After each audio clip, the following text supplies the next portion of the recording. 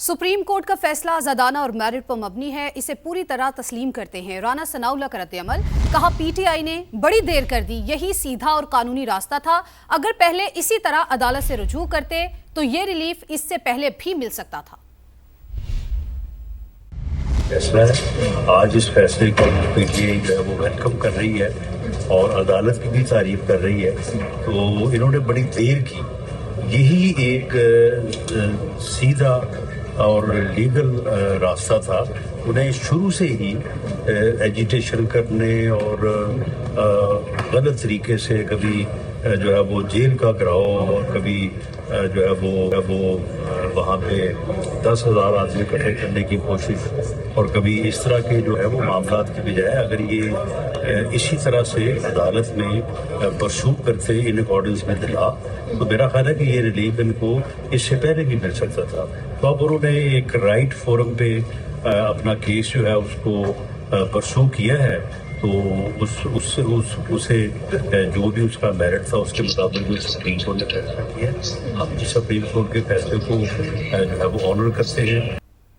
लीगी सेनेटर नासिर भट्ट का बानी पीटीआई की अस्पताल मुंतकली से मुतालिक रद्द-ए-अमल सामने आया। सहाफ़ी ने सवाल किया, सुप्रीम कोर्ट ने बानी को जेल से अस्पताल मुंतकिल करने का फैसला किया है, जिस पर नासिर भट्ट ने रद्द-ए-अमल दिया। उन्होंने कहा कि मुझे लगता है नवाज शरीफ हुकूमत के खिलाफ फिर साजिश होने लगी है। बानी पीटीआई जहां जाना चाहते थे पहुंच चुके हैं। सेनेटर नासिर भट्ट की जानिब से यह रद्द-ए-अमल दिया गया है। तो लीगी सेनेटर नासिर भट्ट का बानी पीटीआई के अस्पताल मुंतकिल से मुतालिक रद्द-ए-अमल सामने आया है। सहाफ़ी ने सवाल किया, सुप्रीम कोर्ट ने बानी को जेल से अस्पताल मुंतकिल करने का फैसला किया है, जिस पर नासिर भट्ट ने कहा मुझे लगता है नवाज शरीफ हुकूमत के खिलाफ फिर साजिश होने लगी है।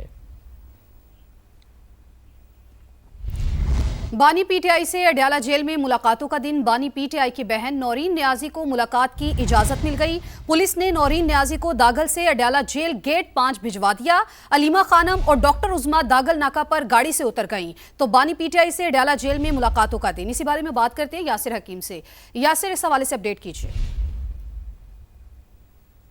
यासिर से इस हवाले से बात करने की कोशिश करेंगे। अभी अपने नाज़रीन को बताएं कि बानी पीटीआई से अडयाला जेल में मुलाकातों का दिन। बानी पीटीआई की बहन नौरीन न्याजी को मुलाकात की इजाजत मिल गई। पुलिस ने नौरीन न्याजी को दागल से अडयाला जेल गेट नंबर 5 भिजवा दिया।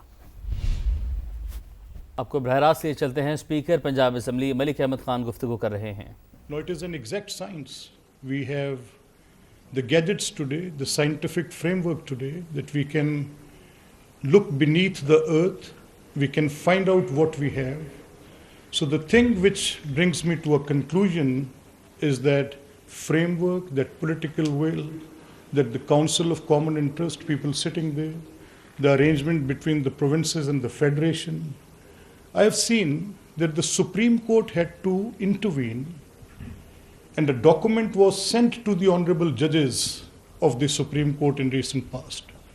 Now, this is the most bizarre suggestion which one can make, that before signing a contract, it is being sent to the judges of the Supreme Court to go through it, that if any challenge comes in tomorrow, this is the contract we are having, and our international partners should not be bothered with that. So it kills the sense of justice straight away. So where is that political will and decision making lacking? Is it the parliament which needs to look up? Recently, I've gone through the details when our provincial laws and the federal laws, and after the interest of the SIFC and the focus coming on our mineral resources and their extractions and their contracts and their agreements.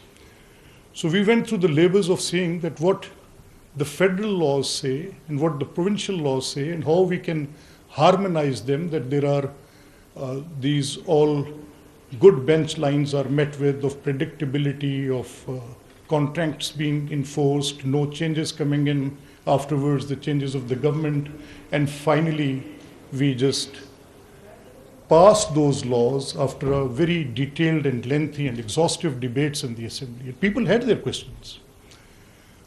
A question came whether there are forests, and if we have to uproot those trees and those forests for mining those minerals, is it good for the environment?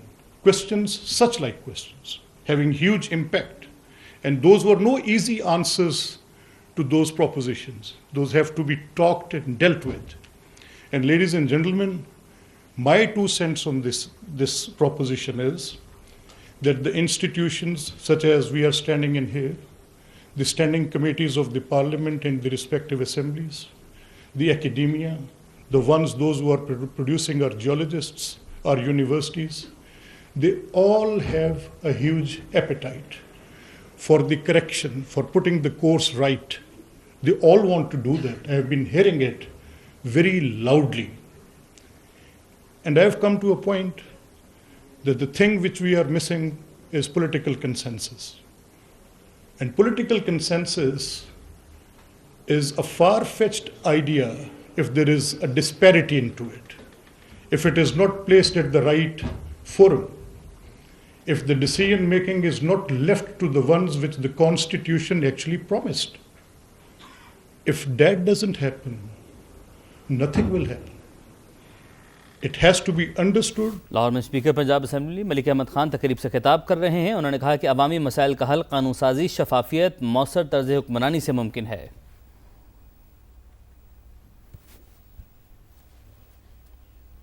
Lahore की अहम खबरें जानते हैं reporter corner में, जहां पर anchor person महक असलम, जहांगीर खान, दानियाल उमर और कासिम अरशद मौजूद हैं। ओवर टू यू महक।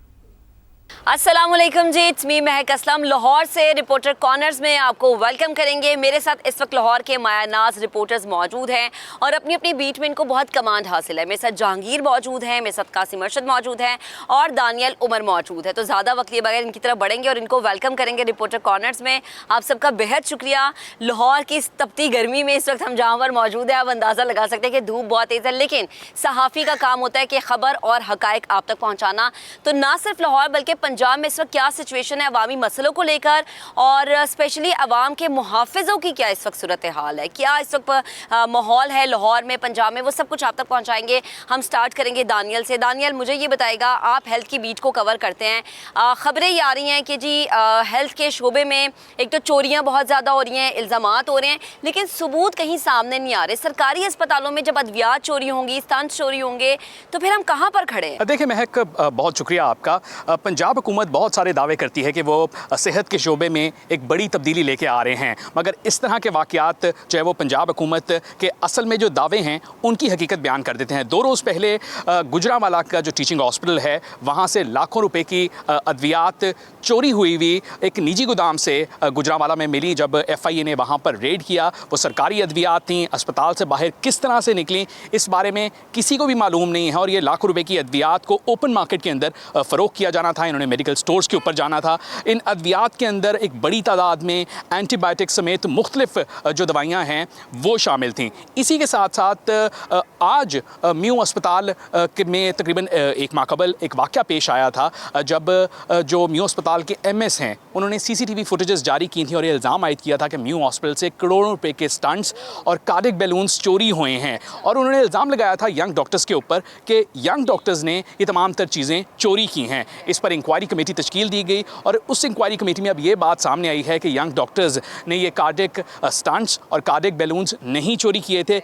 किसने चोरी किए थे अब तक मालूम नहीं है। पंजाब हुकूमत की बड़ी नाअहली ये है कि आज 21वीं सदी में 2026 चल रहा है, दुनिया बहुत आगे चली गई है। हमारे डिपार्टमेंटल स्टोर्स के अंदर एंटी थेफ्ट सिस्टम लगे होते हैं। जब कोई भी चीज़ RFID सिस्टम के बगैर बाहर जाती है किसी भी वेयर हाउस से, किसी भी डिपार्टमेंट का जो वार्ड होता है वहाँ से, तो अलार्म ब्लिंक कर सकता है, उसके बारकोड्स होते हैं, बाकायदा तौर पर तमाम तर चीज़ें होती हैं। तो पंजाब हुकूमत इतनी नाअहल है कि अब तक ये तमाम तर सिस्टम्स जो है वो नस्ब ही नहीं कर सकी और हर साल करोड़ों रुपए का नुकसान होता है इस वजह से। जब अद्वियात चोरी होती हैं, सरकारी अद्वियात जगह जगह सूबे के अंदर मार्केट के अंदर फ़रोख्त होती भी जो है वो मिलती हैं, इसके ऊपर अस्पताल के जो मुलाजमीन हैं, जिस तरह गुजरांवाला में वाक़या हुआ, तो फौरी तौर पर महकमे सेहत पंजाब ने जो असिस्टेंट प्रोफेसर हैं, फार्मासिस्ट हैं, इस समेत जो मुख्तलिफ लोग हैं, स्टोर कीपर्स हैं, इनको मुअत्तल तो कर दिया है, मगर ये मुअत्तलियाँ तो हम कई सालों से देखते हुए आ रहे हैं। इन मुअत्तलियों के बावजूद जो चोरी का सिलसिला है वो आखिर रुक क्यों नहीं रहा, ये एक बड़ा सवाल है। बिल्कुल, और इस सवाल का जवाब जानने के लिए हम कोशिश करेंगे कि दानियल आप मजीद चीज़ों को डिग आउट करें, ताकि नेक्स्ट टाइम जब हमारा रिपोर्टर कॉर्नर्स हो तो मैं आपसे जानूंगी ज़रूर कि क्या कोई चोर पकड़ में आया भी है या अभी तक भी यही खबर है कि जी सिर्फ इल्ज़ामात आयद हो रहे हैं। हम ज़रा चलते हैं हम कासिम अरशद की तरफ। कासिम, इस वक्त आपका जो मैं हाल देख रही हूँ, स्वेटिंग हो रही है। आपको यही हाल हमारे शहरियों को होता है जब लंबी लंबी तवील लोड शेडिंग होती है।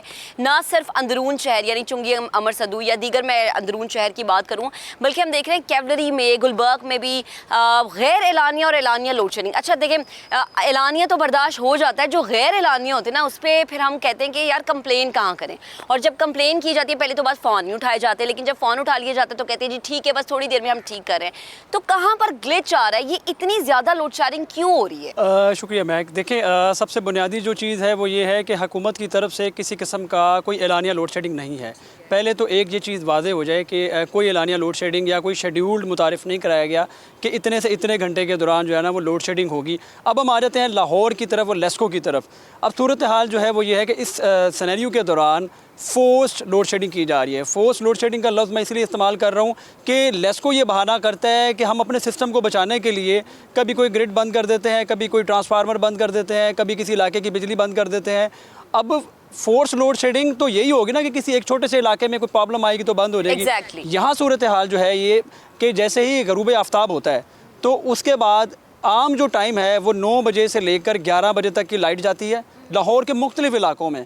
इसमें अंदरून शहर के इलाके हैं, इसमें पोश इलाके भी हैं, गुलबर्ग का इलाका है, वॉल्टन का इलाका है, मतलब इसके अलावा दीगर जो पोश इलाके हैं वो भी इसमें जो है वो इससे बाहर नहीं है। जौहर टाउन हो गया, मॉडल टाउन हो गया, जहाँ पे आप कहते हैं कि चलें ठीक है यहाँ लाइट नहीं जा रही, लेकिन ये जो वो आप कह रहे हैं ना, जो आपने टाइमिंग बताई है बड़ी मैटर करती है। क्योंकि जब हम लेस्को से बात करने की कोशिश करते हैं वो कहते हैं जी बड़ा प्रेशर होता है इस टाइम। तो दिन भर जो लोड शेडिंग है लाइट नहीं आती तब कौन सा प्रेशर होता है? अच्छा, दिन में ये लोग क्लेम ये करते हैं कि दिन में लोगों ने चूँकि सोलर पैनल लगाए होते हैं, दिन में हमारे पास डेफिसिट नहीं होता।